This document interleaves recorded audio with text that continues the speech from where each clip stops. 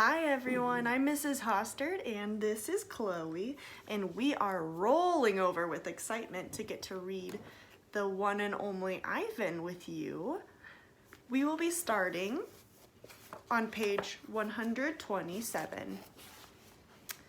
So cozy in and let's get reading. A Perfect Life. Gorilla babies and elephant babies and human babies are not so different, except that a gorilla gets to spend the day riding on his mother's back like a cowboy on a horse. It's a pretty great system from the baby's point of view. Slowly, carefully, a young gorilla begins to venture further and farther away from the safety of his mother's arms. He learns the skills he will need as an adult. How to make a nest of branches, weave them tightly, or they will fall apart in the middle of the night. How to beat your chest, cup your palms to amplify the sound. How to go vining from tree to tree, don't let go. How to be kind, be strong, be loyal. Growing up gorilla is just like any other kind of growing up. You make mistakes, you play, you learn, you do it all over again. It was for a while a perfect life. The end. One day, a still day, when the hot air hummed, the humans came. Vine.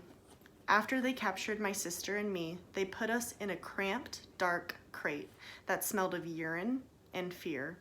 Somehow I knew that in order to live, I had to let my old life die, but my sister could not let go of our home. It held her like a vine stretching across the miles, comforting, strangling. We were still in our crate when she looked at me without seeing me, and I knew that the vine had finally snapped. The temporary home. It was Mac who pried open that crate, Mac who bought me, and Mac who raised me like a human baby. I wore diapers, I drank from a bottle, I slept in human beds, sat in human chairs, listened while human words swarmed around me like angry bees. Mac had a wife back then. Helen was quick to laugh, but quick to anger too, especially when I broke something, which was often. Here's what I broke while I lived with Mac and Helen. 1 crib, 46 glasses, 7 lamps, 1 couch, 3 shower curtains, 3 shower curtain rods, 1 blender, 1 TV, 1 radio, 3 toes, my own. I broke the blender when I squeezed 3 tubes of toothpaste and a bottle of glue into it. I broke my toes attempting to swing from a lamp fixture on the ceiling. I broke 46 glasses. Well, it turns out there are many ways to break a glass. Every weekend, Mac and Helen took me in their convertible to a fast food restaurant where they ordered me French fries and a strawberry shake. Mac loved to see the expression on the cashier's face when he drove up and said, "Could I have some extra ketchup for my kid?" I went to baseball games, to the grocery store, to a movie theater, even to the circus. They didn't have a gorilla. I rode a little motorbike and blew out candles on a birthday cake. My life as a human was a glamorous one, although my parents, traditional sorts, would not have approved.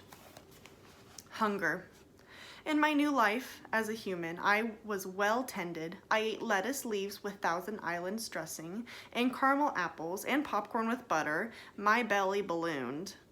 But hunger, like food, comes in many shapes and colors.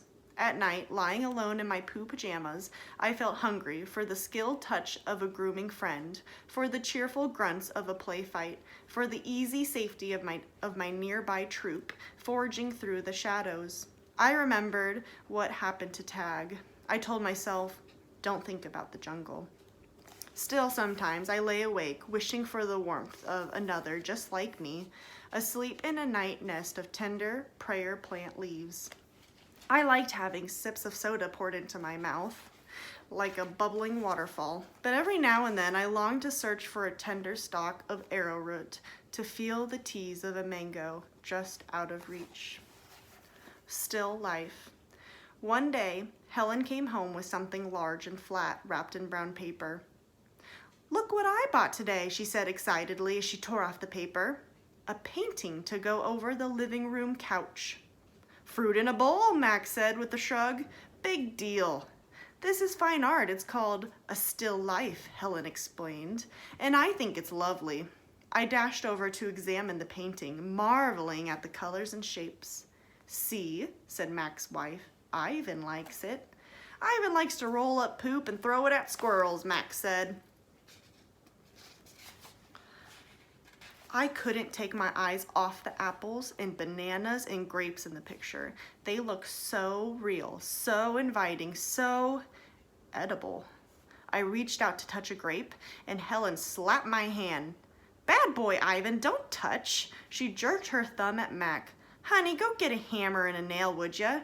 While Mac and Helen were busy in the living room, I wandered into the kitchen. A cake covered in thick chocolate frosting sat on the counter. I like cake. Love it, in fact. But it wasn't eating I was thinking about. It was painting. The frosting peaked and dipped like waves on a tiny pond. It looked rich and gooey, dark and smooth. It looked like mud. I scooped up a handful of frosting. I scooped up another. I headed to the refrigerator door. It was perfect. An empty, white, waiting canvas. The frosting wasn't as easy to work with as jungle mud. It was stickier, and of course, more tempting to eat. But I kept at it. I scraped off every last bit of that frosting. I may have eaten a little cake, too. I don't remember what I was trying to paint. A banana, most likely, I suppose. I knew I was going to get in trouble. But at that moment, I just didn't care. I wanted to make something, anything the way I used to. I wanted to be an artist again.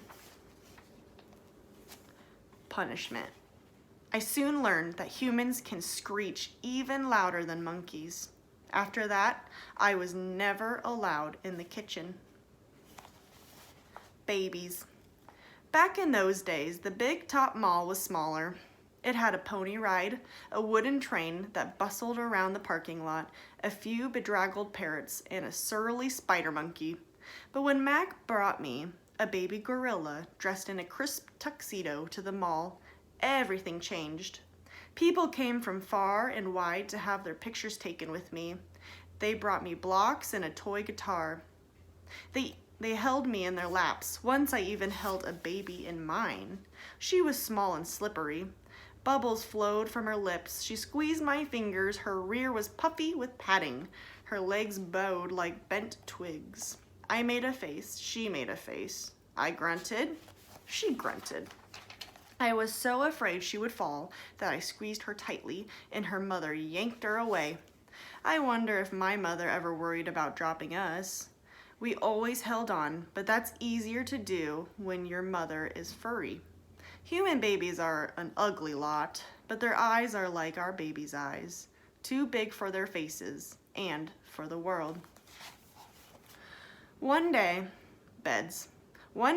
after many weeks of loud talking, Helen packed a bag and slammed the front door and never came back. I don't know why. I never know the why of humans. That night, I slept with Mac in his bed. My old nests were woven of leaves and sticks and shaped like his bathtub, cool green cocoons. Mac's bed, like mine, was flat, hot, without sticks or stars. Still, he made a sleeping sound like the rumble my father used to make when all was well, a sound from deep inside his belly. All right, and that is where we will stop reading. Please keep reading until page 156. All right, thank you so much for reading with us.